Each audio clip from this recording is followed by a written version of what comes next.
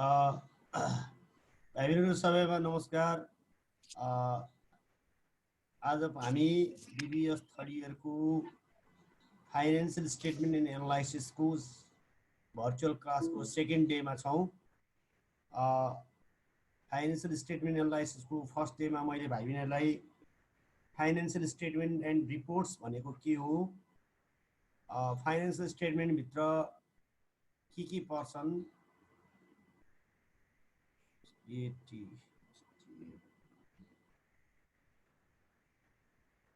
Financial स्टेटमेन्टभित्र के पर्छन्,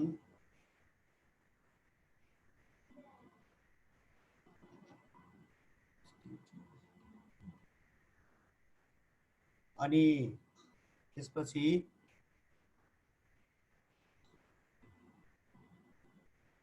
income statement भनेको के हो, इन्कम स्टेटमेन्ट हामीले हाउ टु प्रिपेयर इन्कम स्टेटमेन्टभित्र के कम्पोनेन्टहरू पर्छन्,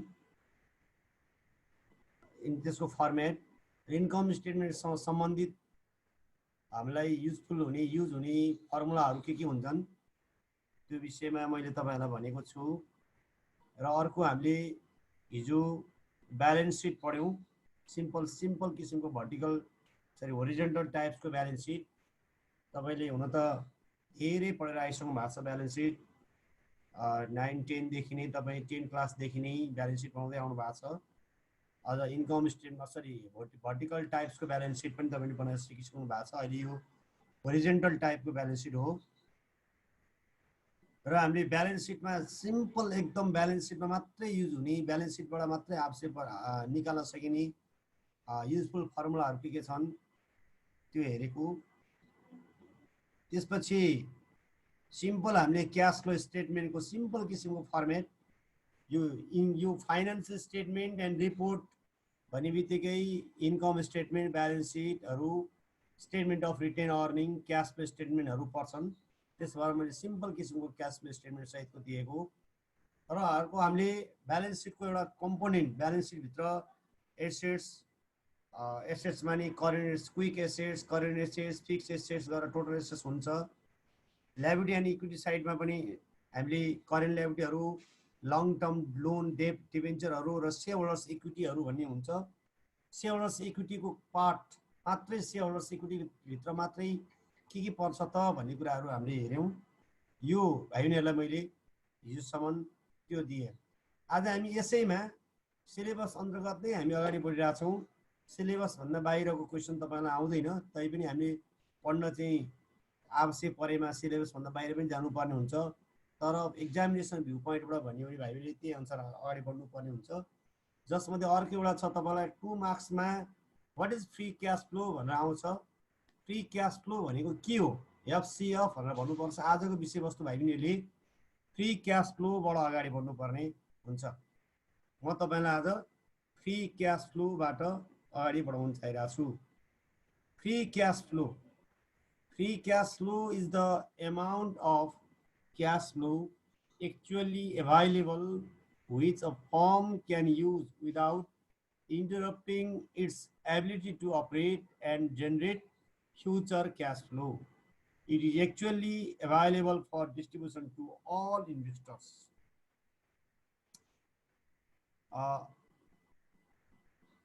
All investors. तो भाइबहरुले के भन्नु पर्यो भने बिजनेसमा लगानी गरे लगानीकर्ताहरू विभिन्न प्रकारका हुन्छन्। बिजनेसको अर्थात् कुनै पनि कम्पनीको ऋण पुँजीमा लगानी गरे लगानीकर्ताहरू डिबेन्चर होल्डर, बोन्ड होल्डरहरू हुन्। तिनीहरूले कम्पनीबाट इन्ट्रेस्ट लिएर जान्छन्। अर्को लगानीकर्ता प्रिफर्ड स्टक होल्डरहरू हुन्। ती प्रिफर्ड स्टक होल्डरहरूले प्रिफरेन्स डिभिडेन्ड लिएर जान्छ। अर्को वास्तविक मालिक अर्थात् वास्तविक लगानीकर्ता साधारण शेयर सदस्यहरू हुन्। तिनीहरूले लाभांश लिएर जान्छ। ती सबै डिबेन्चर होल्डरहरू, प्रिफर्ड स्टक होल्डरहरू र कमन स्टक होल्डरहरूलाई हामीले कम्पनीको लगानीकर्ताहरू भनेर भन्नुपर्छ।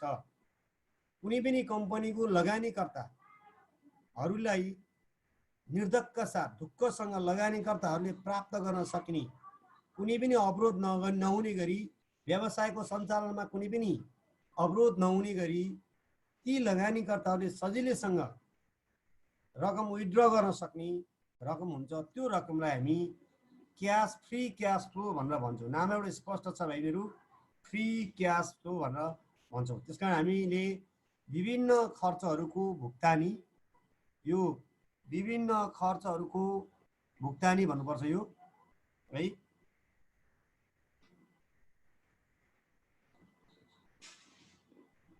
विभिन्न खर्चहरूको भुक्तानी र सम्पत्तिहरूमा लगानी गरिसकेपछि सङ्गठनको लगानीकर्ता अर्थात् अंशियार र ऋणदातालाई बच्न जाने रकम अर्थात् व्यवसायको सञ्चालनमा कुनै पनि अवरोध नहुने गरी झिक्न सकिने रकमलाई हामीले फ्री क्याश फ्लो भनेर भन्नुपर्छ। यसलाई स्वतन्त्र नगद प्रवाह भनेर भनिन्छ। हामीले के बुझ्नु पर्यो भने कम्पनीले आफ्नो कम्पनी सञ्चालन गर्ने सिलसिलामा कम्पनीले सम्पत्तिहरूमा इन्भेस्ट गर्नुपर्ने हुन्छ।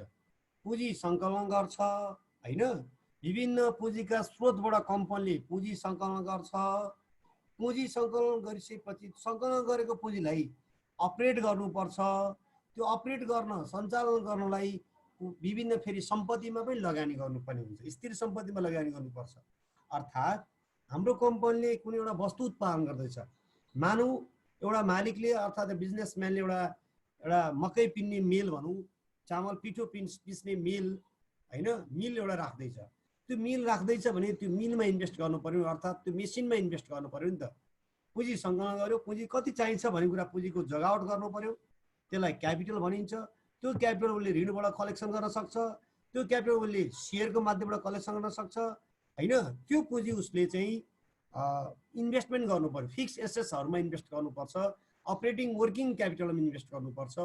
वर्किङ क्यापिटल अर्थात् फिक्स एसेट्समा इन्भेस्ट गरिसकेपछि जति बाँकी हुन्छ नि, त्यो बाँकी भएको पैसालाई सजिलैसँग इन्भेस्टरले झिक्न सक्ने छ भने त्यस्तो लगानी, त्यस्तो रकमलाई चाहिँ हामीले फेरि स्वतन्त्र क्याश फ्लो अर्थात् फ्री क्याश फ्लो भनेर भनिन्छ। भाइ बहिनीले यो परीक्षाको दृष्टिकोणले भाइ बहिनीलाई theory what is free cash flow भनेर आइदिन सक्छ।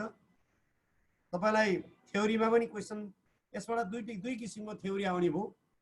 योभन्दा अगाडि मैले तपाईँलाई एउटा वाट इज फाइनेन्सियल स्टेटमेन्ट भनेको थिएँ। फाइनेन्सियल स्टेटमेन्ट के हो? फाइनेन्सियल स्टेटमेन्ट भने तपाईँले फाइनेन्सियल स्टेटमेन्टको बारेमा ब्रिफिङ गर्नु पर्यो होइन। फाइनेन्सियल स्टेटमेन्टको बारेमा ब्रिफिङ त्यो गर्दा त्यसको पनि 2 मार्क्समा आउने क्वेसन भयो। अर्को फ्री क्याश फ्लो पनि तपाईँलाई 2 मार्क्समा आउने क्वेसन भयो। यो चाहिँ थ्योरिटिकल पार्टको क्वेसन हो भाइहरू, तपाईँले बुझ्नुपर्छ। यदि बुझिसकेपछि हामीले अर्को फ्री क्याश फ्लोसँग सम्बन्धित फर्मुला कसरी जेनेरेट गर्ने त? फ्री क्याश फ्लोको एउटा क्वेसन पनि हुन्छ, तपाईँहरूलाई क्वेसन पनि आइदिन सक्छ होइन। यसको फर्मुला मैले अहिले दिएको त्यो भनेको थ्योरीको आधारमा हामी फ्री क्याश फ्लोको फर्मुला कसरी डिटरमाइन गर्न सक्छौँ हेर्नुहोस्। Formula of free cash flow भनेर मैले तपाईँलाई भनेको छु। फ्री क्याश फ्लोको फर्मुला हेर्नु होला।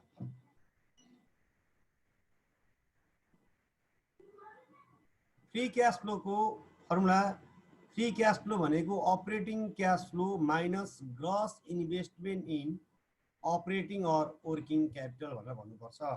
फ्री क्याश फ्लोको फर्मुला हो। भाइ बहिनीले नोट गर्दै जानु भए पनि हुन्छ, स्क्रिनसट गरे पनि हुन्छ, अथवा यसलाई कपी गरेर, अब तपाईँको कपी हुन्छ हुँदैन, कपी गरेर वर्डमा गएर अथवा कुनै एउटा फाइलमा फोल्डरमा तपाईँले पेस्ट गर्नु भए पनि हुन्छ है।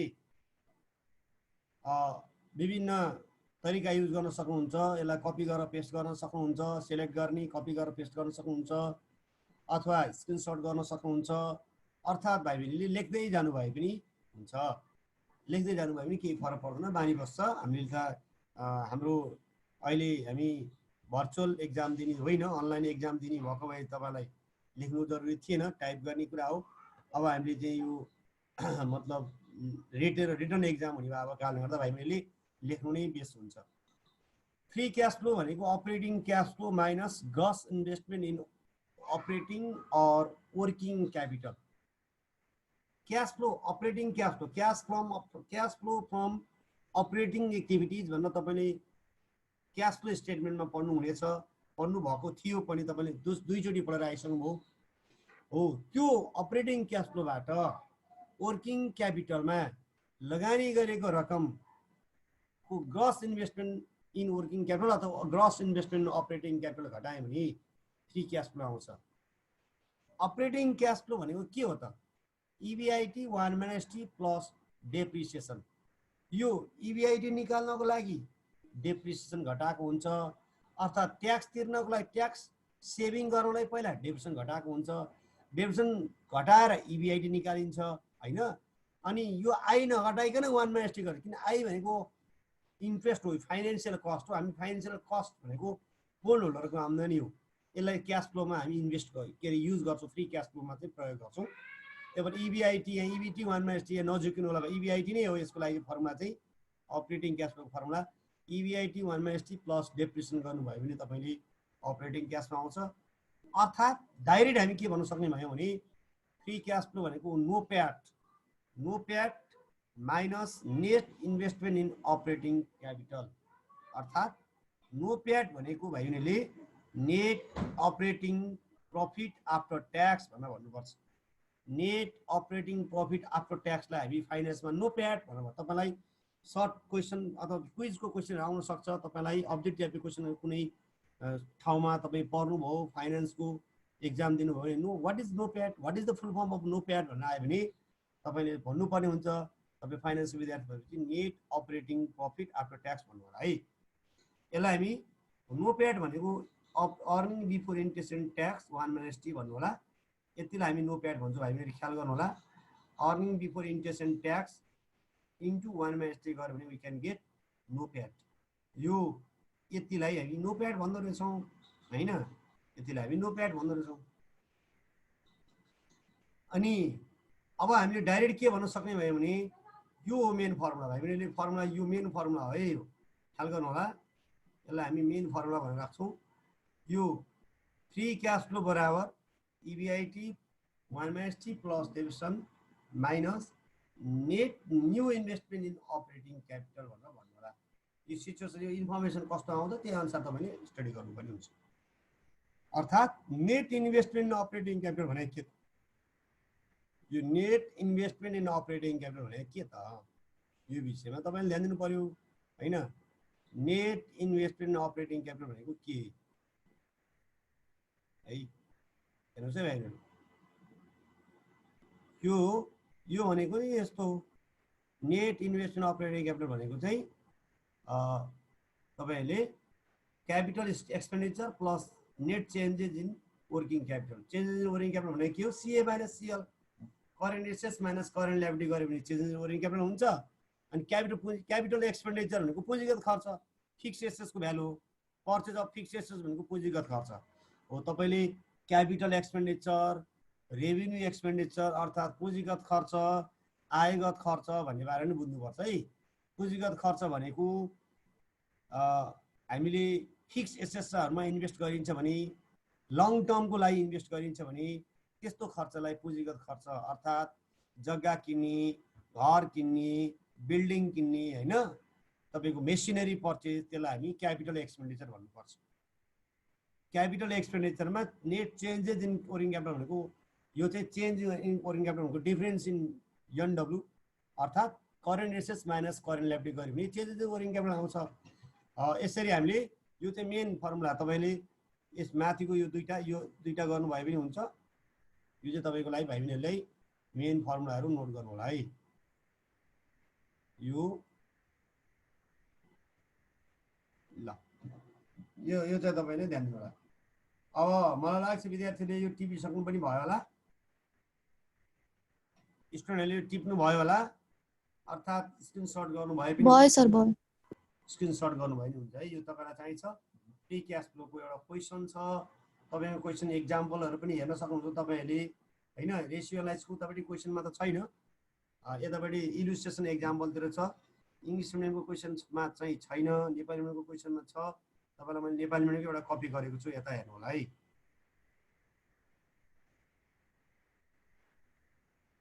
हामीले अब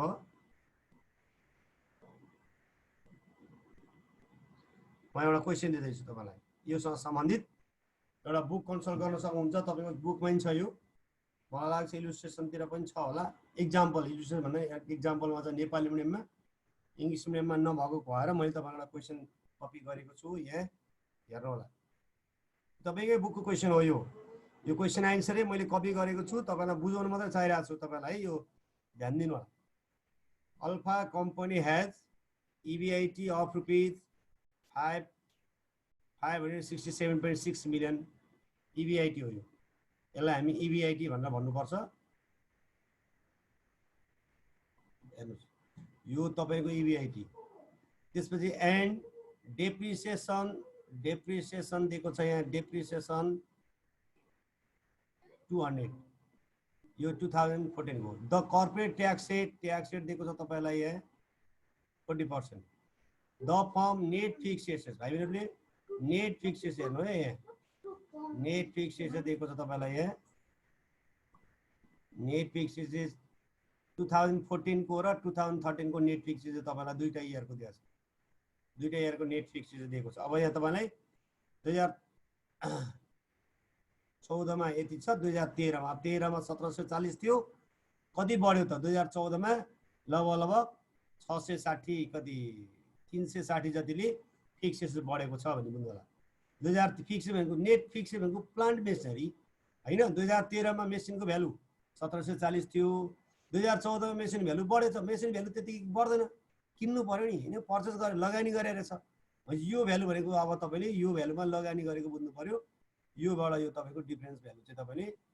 इन्भेस्टमेन्ट कति चेन्ज भएको छ हेर्नु respectively this represent a net rupee 200 यो 2000 बाट यो 1740 बाट 2000 भनेको यो चाहिँ तपाईको नेट भयो बढेको है यो चाहिँ नेट इन्क्रिज भयो फिक्समा इन्क्रिज भएको कुरा ध्यान दिनु होला similarly the balance sheet shows rupee 380 million increase in current assets मा भएको इन्क्रिज हो करेन्ट एसेट्स को इन्क्रिज भयो अनि and rupee 80 million increase in current liability account payable र एक्रुअल्सलाई हामी करेन्ट लायबिलिटी भन्छौँ यो करेन्ट लायबिलिटी भयो यो सबै यो के भयो त भन्दाखेरि यो करेन्ट लायबिलिटी भयो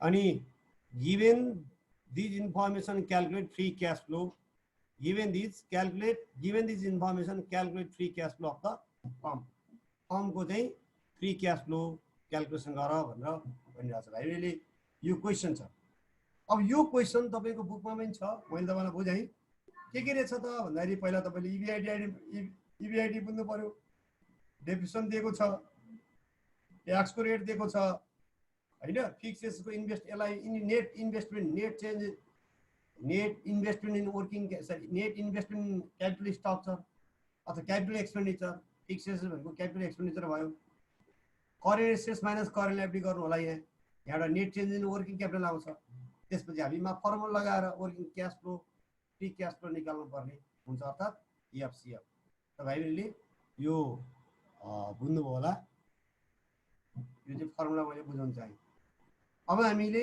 यसलाई सोलुसन गर्ने त सबैले सोलुसन हेर्नु होला अब यसको गिभन चाहिँ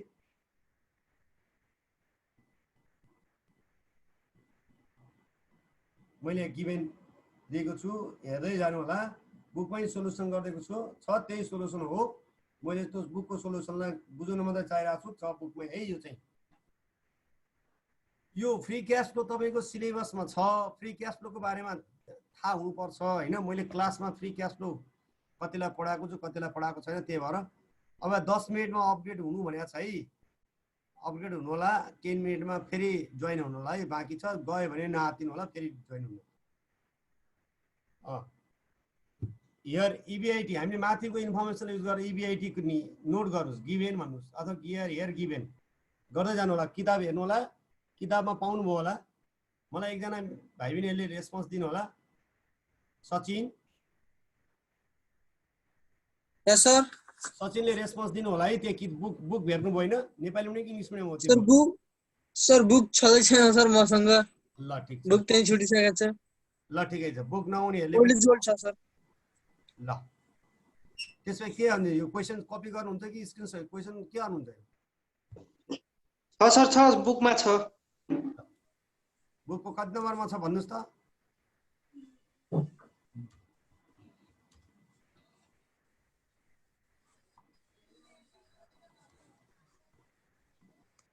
समीक्षा बुक छैन भन्देऊ न समीक्षा सुदीक्षा मनिषा ल म ठिकै त छ इङ्ग्लिस मिडियम हो बुकको बारेमा चाहिँ कतिमा छ भनिदिनु भन्न खोजे मात्रै हो हैन अब तपाईले इङ्ग्लिस मिडियम छ मसँग इङ्ग्लिस मिडियम हुनेले इङ्ग्लिस मिडियममा नि छ छँदै अलिक क्लियर छैन त्यो ल हेर्नुस् earning before interest and tax दिएको छ कपी गर्नु होला डेप्रिसिएसनको भ्यालु दिएको छ ट्याक्स रेट दिएको छ यो ट्याक्स हो जो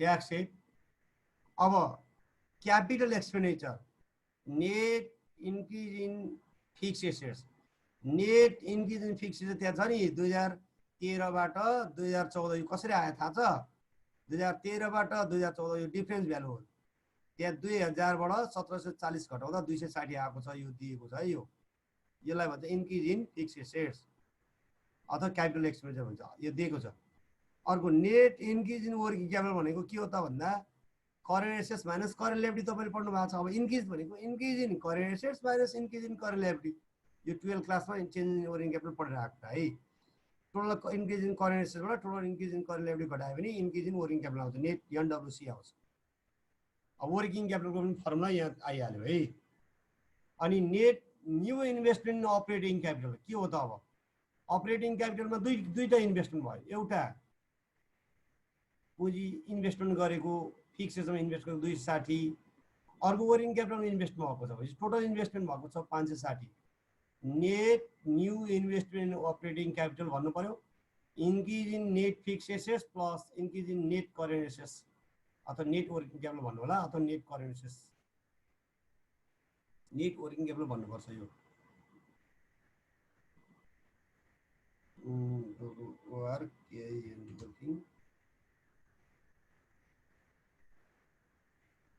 यो भन्नु होला अनि भाइ बहिनीले दुईटा जोडेर यो 260 र 300 560 मिलियन चाहिँ यहाँ तपाईको अब तपाईले फर्मुला लाउन सक्नुहुन्छ now calculation of free cash flow FCF is equal to EBIT 1/ST plus depreciation minus capital expenditure plus net increase in working capital भन्न जान्नु होला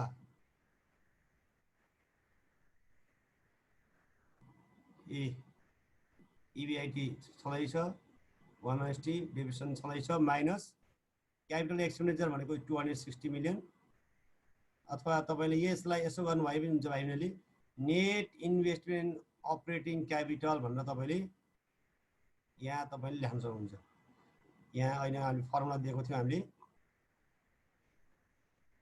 यो formula net investment operating capital भनेर यो फर्मुला लाउनु भए हुन्छ या दोस्रो फर्मुला लाउनु भए नि हुन्छ यो दुईटा मध्ये कुनै फर्मुला यो net investment in operating capital निक्लिसकेको छ भने त्यही फर्मुला लाउनु भए हुन्छ अथवा यो निकाल्नु भएको छैन भने तपाईले दोस्रो फर्मुला लाउनु भए पनि केही फरक पर्दैन है अब यसरी जानु होला भ्यालु राख्नु होला र अल्टरनेटिभली तपाईले दुईटा फर्मुला दुईटा मेथडबाट गरिदिएको छ यहाँ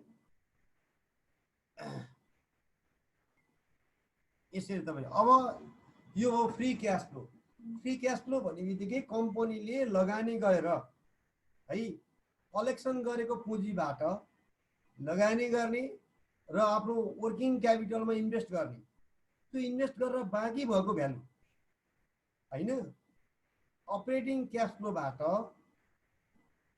नेट इन्भेस्टमेन्ट अपरेटिङ क्याश फ्लोबाट नेट इन्भेस्टमेन्ट अपरेटिङ क्यापिटल घटाइसकेपछि आउने भ्यालुलाई फ्री क्याश फ्लो भनिन्छ फ्री क्याश फ्लो नेगेटिभ आयो भनेदेखि त्यो बिजनेसको परफर्मेन्स राम्रो मानिदैन फ्री क्याश फ्लो पोजिटिभ आयो भनेदेखि त्यो कम्पनीको त्यो बिजनेसको परफर्मेन्स बेटर मानिन्छ है भाइहरु अब यो क्वेशनमा चाहिँ फ्री क्याश फ्लो नेगेटिभ आएको छ हामीले भन्यौं फ्री क्याश फ्लो भन्ने बित्तिकै फ्रीमा लगानीकर्ताले झिक्न पाउने रकम लगानी पनि गरियो ल हैन कम्पनी सञ्चालन गर्नलाई पनि खर्च भयो किनभने तपाईले cash flow from operating activities भन्न पढ्नु भएको छ नि अपरेटिङ एक्टिभिटिजमा cash sales from collection from debtor हैन त्यसपछि आएर क्याश पेड टु इम्प्लोइ हैन अनि cash paid to supplier for purchase interest and tax paid सबै खर्च गरेर बाँकी भएको भ्यालु त भनेको अपरेटिङ क्याश फ्लो हो नि त हैन अपरेटिङ क्याश फ्लोबाट पनि लगानी गरेर बाँकी भएको भ्यालु जति हुन्छ त्यो भ्यालु चाहिँ त्यो रकम चाहिँ बिजनेसको लगानीकर्ताहरूले बाँकी भएका लगानीकर्ता भनेको प्रिफरेन्स सेयर होल्डर भए, कमन सेयर होल्डर भए र साहुहरू भए, तिनीहरूले सर्लक्कसँग कुनै पनि व्यवसायको सञ्चालनमा अवरोध नहुने गरी झिक्न पाउने रकमलाई चाहिँ के भन्दो रहेछौँ, फ्री क्यास फ्लो भनेर भनिँदो रहेछ। किनभने त्यो सञ्चालन गर्दा अवरोध हुनु भएन, व्यवसाय पनि चल्नु पर्यो होइन, व्यवसाय पनि चल्नु पर्यो, चलेर बाँकी रहेको भ्यालु चाहिँ लगानीकर्ताले झिक्न पाउँछ भने त्यस्तो इन्भेस्टमेन्ट त्यस्तो क्यापिटललाई क्यास फ्लोलाई हामी के भनिरहेछौँ त, फ्री क्यास फ्लो भनेर भन्नुपर्छ भाइ बहिनीहरू। यो चाहिँ तपाईँले स्क्रिनसट गर्नु होला, मैले अहिले दिएको बुक पनि छ, गरिदिएको छ। मैले तपाईँलाई खास यो बुझाउन मात्रै चाहेको एउटा क्वेसन दिनुपर्छ भन्ने उद्देश्यले तपाईँलाई मैले दिएको हुँ। यो सिलेबसमा छ, फ्री क्यास फ्लो बारे बुझ्नै पर्छ भाइ बहिनीहरू, फाइनेन्स पढिसकेपछि। त्यस कारण मैले तपाईँलाई दिएको है। मलाई लाग्छ स्टुडेन्टहरूले बुझ्नुभयो होला। यो केही क्वेरी छ भने भन्नु होला। केही छ क्वेसन? छैन सर। च्याट बक्समा के आएको छैन? छैन है। अब हामी तपाईलाई कोही क्वेसन छ भने प्रकृतिले ओल्ड इज गोल्डको कति नम्बर हो भनेर सोधिरह, बुकको प्रकृति। यो ओल्ड इज गोल्डको होइन भाइ बहिनीहरू, यो बुकको हो। तपाईसँग क्वेसन नेपाली मिडियमको किताब छ भने बुकको इलुस्ट्रेसन सर एक्जाम्पलमा छ, इलुस्ट्रेसन पनि होइन एक्जाम्पलमा छ, फ्री क्यास फ्लोको सँगै भएको कन्सेप्टनेरी छ। यदि इङ्ग्लिस मिडियममा हो भने भाइ बहिनीहरूले कपी गर्नु होला, यो स्क्रिनसट गर्नु होला। अर्थात् स्क्रिनसट गरेर हामी पछि उसमा नि हाल्छौँ, सचिन भाइले हाल्छ होइन सचिन भाइ? हजुर सर। यो स्क्रिनसट गर्दै जाने, हुन्छ सर, हालिदिन्छु। अरू साथीहरूलाई पनि हालिदिनु होला है। भइसकेको छ सर स्क्रिनसट। ओके ल, यो भयो फ्री क्यास फ्लोको बारेमा अहिलेलाई मैले यति नै छोडेँ। अब हामी जाँदैछौँ अर्को कन्टेन्ट, रेसियो एनालाइसिस।